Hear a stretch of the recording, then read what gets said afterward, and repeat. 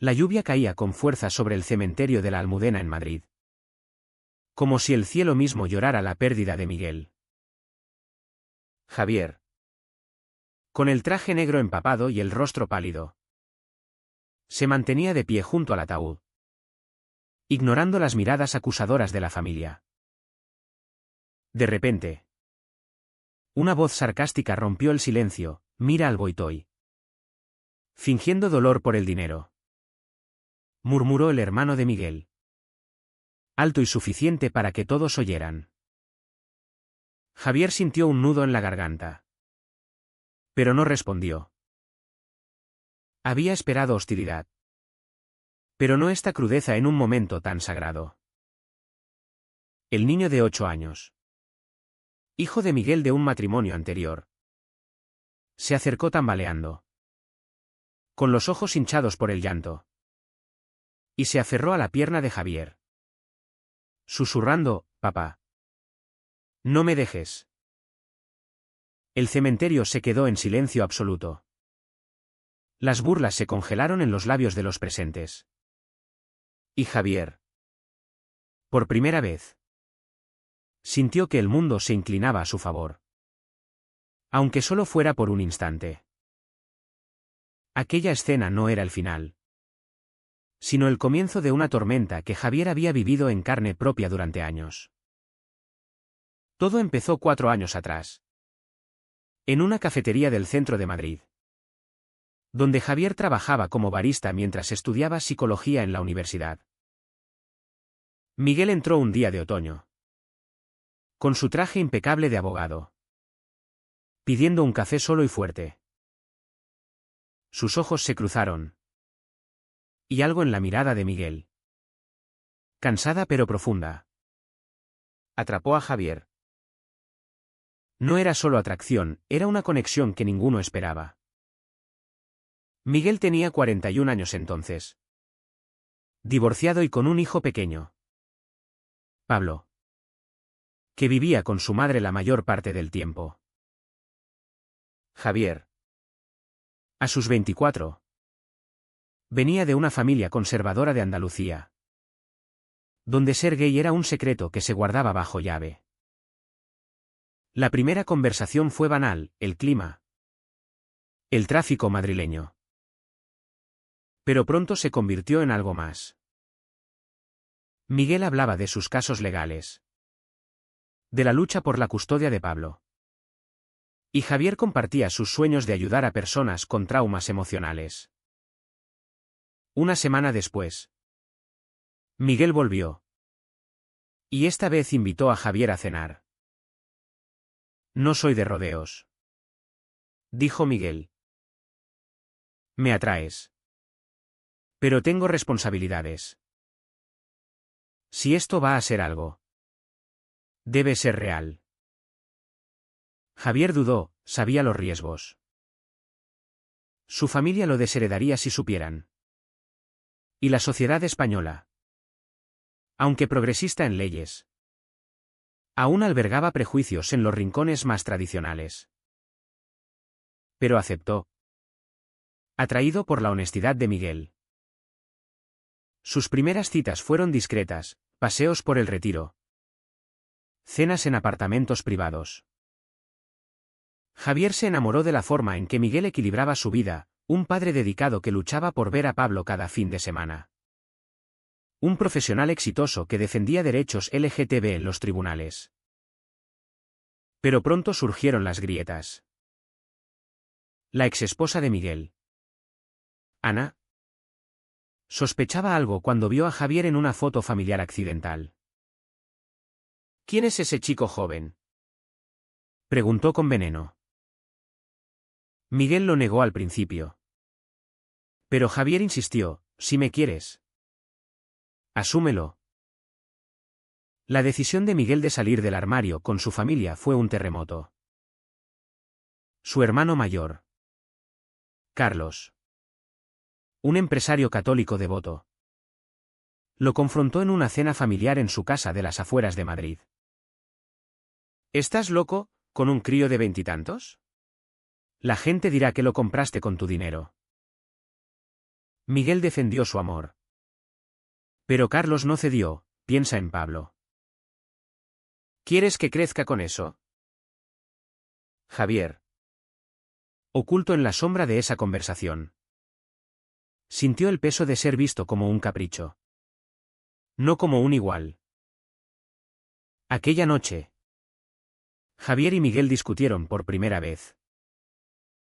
¿Y si tienen razón, soy solo una aventura para ti? Preguntó Javier. Con lágrimas en los ojos. Miguel lo abrazó, eres mi futuro.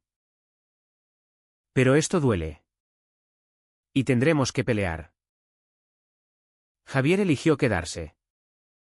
Pero el conflicto interno lo carcomía. ¿Valía la pena el rechazo? En terapia. Javier exploraba sus miedos, el abandono de su propia familia. Que aún no sabía nada. Llamó a su madre una vez. Tanteando el terreno, mamá. ¿Qué piensas de las parejas del mismo sexo? Su respuesta fue tajante, es contra natura. Hijo. Dios no lo aprueba. Javier colgó. Sintiendo un vacío que solo Miguel podía llenar. Pablo fue el puente inesperado. La primera vez que Javier lo conoció. En un parque. El niño lo miró con curiosidad, ¿eres amigo de papá? Javier jugó con él. Contándole cuentos. Y pronto Pablo lo aceptó. Pero Ana. Al enterarse. Amenazó con quitar la custodia, no dejaré que mi hijo esté expuesto a eso. Miguel luchó en los tribunales. Usando sus contactos para defender su derecho como padre gay. Ganó. Pero el precio fue alto, tensiones constantes. Visitas supervisadas al principio. Javier se involucró. Ayudando con las tareas de Pablo. Convirtiéndose en una figura paterna sin título oficial. El amor crecía. Pero las sombras también. En una fiesta de trabajo de Miguel. Un colega bromeó, tu nuevo asistente es guapo. Javier se sintió reducido a un trofeo. Y esa noche confrontó a Miguel, ¿me ves como un igual o como algo que luces? Miguel juró que no. Pero Javier dudaba. La sociedad madrileña. Con su mezcla de modernidad y tradición. Amplificaba todo. En el orgullo. Se sentían libres, en una cena familiar. Ocultos. Javier sacrificó su propia salida del armario. Posponiéndola por miedo a perderlo todo. Al final de ese primer año. Miguel propuso mudarse juntos. Javier aceptó. Pero con una condición, debemos ser honestos con todos. Miguel asintió. Pero el camino estaba lleno de minas. Carlos boicoteó las reuniones familiares. Y la madre de Miguel. Una viuda devota. Rezaba por su salvación. Javier. Por su parte. Mentía a sus padres. Diciendo que vivía con un compañero de piso. El estrés lo llevaba a terapia semanal. Donde desentrañaba el conflicto, amar a Miguel significaba desafiar todo lo que le habían enseñado. ¿Era egoísta? ¿Dañaba a Pablo? Estas preguntas lo atormentaban. Pero cada mirada de Miguel lo convencía de seguir. La mudanza a un apartamento en el barrio de Chueca fue un paso audaz. Javier dejó su trabajo en la cafetería para enfocarse en su tesis sobre traumas LGTB. Inspirado en su propia vida. Miguel. Con su bufete exitoso. Cubría los gastos. Lo que avivaba las acusaciones de mantenido. Javier lo odiaba. Pero Miguel insistía, es temporal. Hasta que termines. Pablo pasaba más tiempo con ellos. Y Javier se convirtió en su confidente, ayudaba con los deberes. Lo llevaba al fútbol. Pero Ana no cejaba, estás confundiendo al niño. En una reunión con el juez, Ana presentó pruebas de que influencia inapropiada, alegando que Javier era demasiado joven para ser un modelo. Miguel ganó de nuevo. Pero el desgaste emocional era palpable. Javier enfrentó su primer gran conflicto interno cuando sus padres visitaron Madrid. Mintió sobre Miguel, es mi jefe. Me alquila una habitación. La cena fue tensa, su padre, un agricultor conservador, comentó sobre los maricones en la tele, deberían esconderse. Javier cayó. Pero esa noche explotó con Miguel, ¿cuánto más puedo fingir? Miguel lo calmó, cuando estés listo. Pero Javier se sentía traicionado por sí mismo. Por no tener el coraje. La propuesta de matrimonio llegó en un viaje a Barcelona. Bajo la Sagrada Familia. Miguel se arrodilló, cásate conmigo. Javier. Hagamos esto oficial. Javier dijo sí. Emocionado. Pero el anuncio fue un caos. Carlos irrumpió en su casa, matrimonio, eres un pervertido usando a un chico para tu crisis de mediana edad. Miguel lo echó.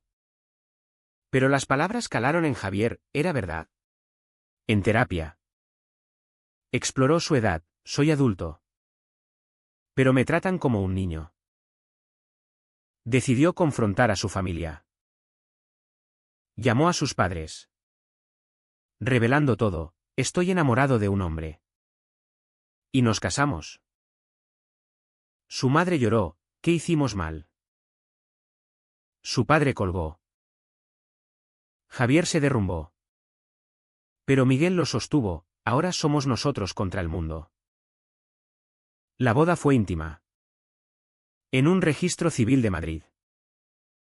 Pablo fue el testigo infantil. Sonriendo. Pero la ausencia de familias dolió. Ana boicoteó. Quitando visitas temporales. Miguel demandó de nuevo. Ganando custodia compartida ampliada. Javier se involucró más. Adoptando un rol paternal. Pero los rumores en el colegio de Pablo empezaron, niños lo molestaban por tener dos papás. Pablo llegó llorando un día, ¿por qué no soy normal? Javier lo consoló, el amor no es normal o anormal. Es real. Pero internamente. Javier dudaba, ¿estaban dañando al niño por su felicidad? El conflicto escaló cuando Carlos filtró la noticia a la prensa local. Un artículo titulado Abogado gay se casa con joven veinteañero, amor o capricho, circuló. Miguel perdió clientes conservadores. Y Javier enfrentó acoso en la universidad, eres el boy-toy del abogado. Javier defendió su tesis con brillo. Pero el estrés lo llevó a un ataque de ansiedad. Miguel lo apoyó. Pero admitió, a veces me pregunto si te estoy arruinando la vida. Javier negó, tú me das vida. Pero la presión social en España. Con su catolicismo arraigado. Los aislaba. Amigos se distanciaron. Y Javier perdió contacto con su familia. Una traición inesperada vino de Ana. En una audiencia. Reveló correos viejos de Miguel. De cuando dudaba sobre la relación, Javier es joven. Durará. Ana lo usó para argumentar inestabilidad. Javier se sintió traicionado, ¿dudaste de mí? Miguel explicó, al principio. Sí. Pero ahora no. Javier perdonó. Pero la herida quedó. Decidieron terapia de pareja. Donde desentrañaron matices, Miguel temía el envejecimiento. Javier el rechazo. Pablo. Testigo inocente. Los unía. En una cena, Pablo dijo, quiero vivir con vosotros. Ganaron custodia primaria. Pero Ana juró venganza. El alto trajo calma temporal. Javier empezó a trabajar como psicólogo en una ONG LGTB, ayudando a otros con sus luchas. Miguel expandió su bufete a casos de discriminación. Pero la sociedad no perdonaba fácil. En una manifestación contra homofobia, fueron atacados verbalmente, pecadores. Javier respondió con un discurso improvisado, el amor no pide permiso. Ganaron aplausos. Pero en casa, Javier confesó, tengo miedo de perderte. Miguel prometió, nunca. Pero el destino tenía otros planes. La enfermedad de Miguel llegó como un rayo. Un chequeo rutinario reveló cáncer de páncreas avanzado. Javier se negó a creerlo, lucharemos. Miguel, siempre pragmático, planeó, quimioterapia. Testamento. Pablo. Ahora de 7 años. No entendía del todo, papá se pondrá bien. Javier mentía sonrisas. Pero por dentro se rompía. La familia de Miguel reapareció, fingiendo apoyo. Pero Carlos susurraba, esto es castigo divino. Javier lo confrontó, fuera de mi casa. Miguel respaldó, Javier es mi esposo. Respétalo. Los meses de tratamiento fueron un infierno. Javier dejó su trabajo para cuidar a Miguel, manejando náuseas. Visitas hospitalarias en el Gregorio Marañón. Pablo se aferraba a Javier, llamándolo papá Javi en privado. Ana, sorprendentemente, cedió visitas, por el bien del niño. Pero Javier sentía la carga, ¿era egoísta por haber elegido esta vida? En terapia. Lloraba, si lo pierdo.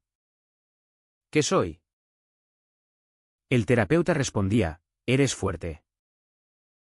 Pero la duda moral lo carcomía, ¿había forzado a Miguel a una vida estresante que aceleró la enfermedad?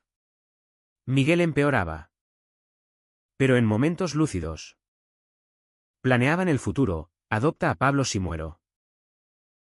Javier prometió. Carlos intervino. Queriendo custodia, un viudo joven no puede criar solo. Javier luchó legalmente, usando contactos de Miguel. Ganó derechos provisionales. Pero el precio fue emocional, Pablo oía discusiones. Lloraba noches.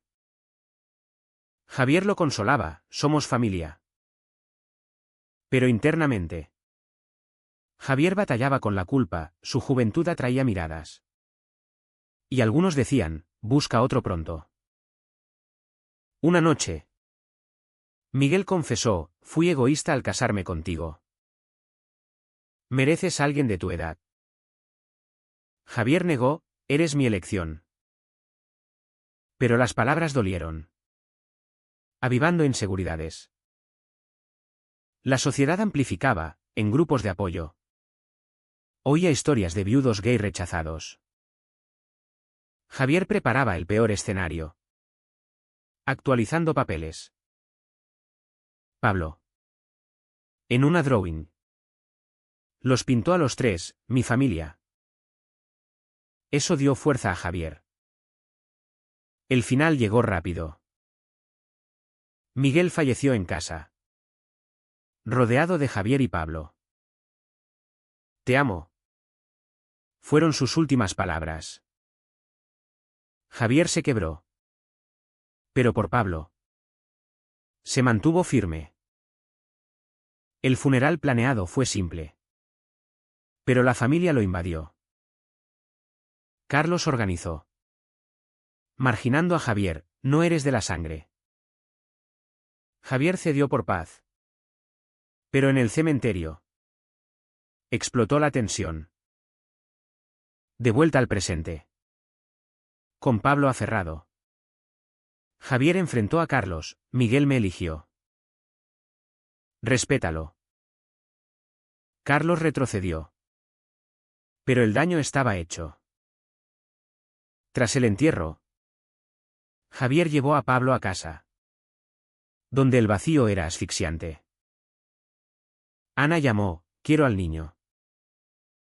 Javier negó, Miguel lo dejó conmigo. Inició batalla legal. Usando el testamento. Pero dudas internas lo asaltaban, ¿era apto?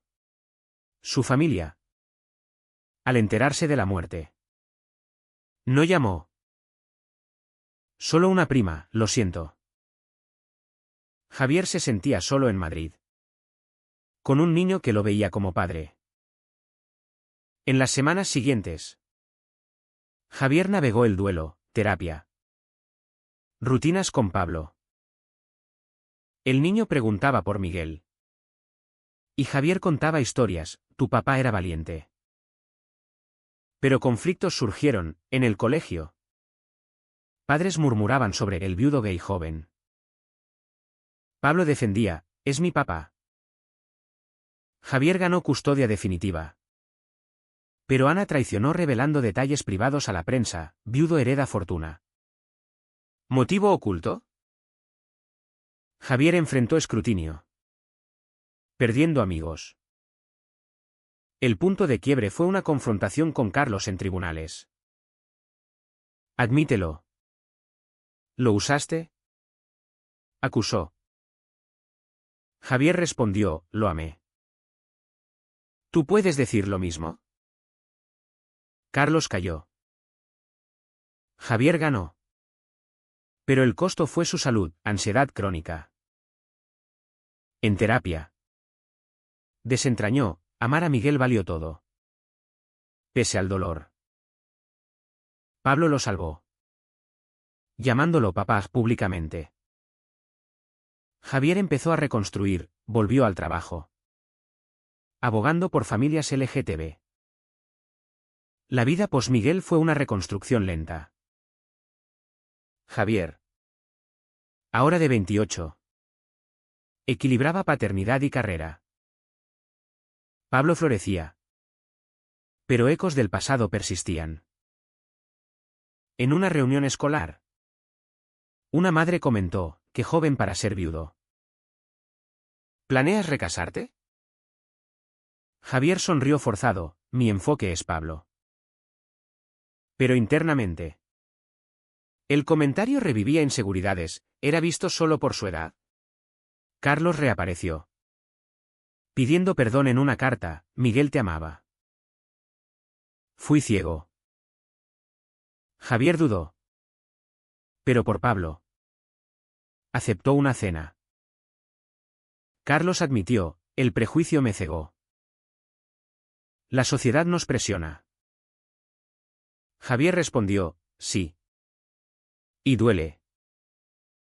Construyeron puentes frágiles.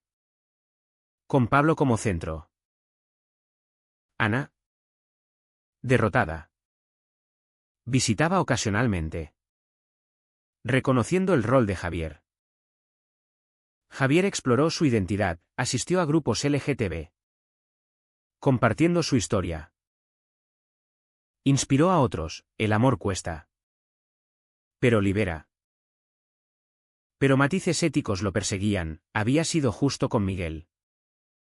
¿Sabiendo los riesgos? En una conferencia. Debatió, ¿las parejas con diferencia de edad son desiguales? Argumentos volaron.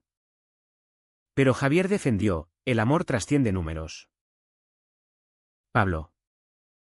Ahora de 8. Enfrentó sus propios conflictos, en el parque. Un niño lo llamó hijo de gays. Pablo respondió, tengo 2 papás. Uno en el cielo. Javier lo abrazó. Orgulloso. Pero el incidente revivió traumas, ¿estaba imponiendo su vida a Pablo? Decidió honestidad, si alguna vez quieres ir con mamá. Lo entiendo. Pablo negó, eres mi papá.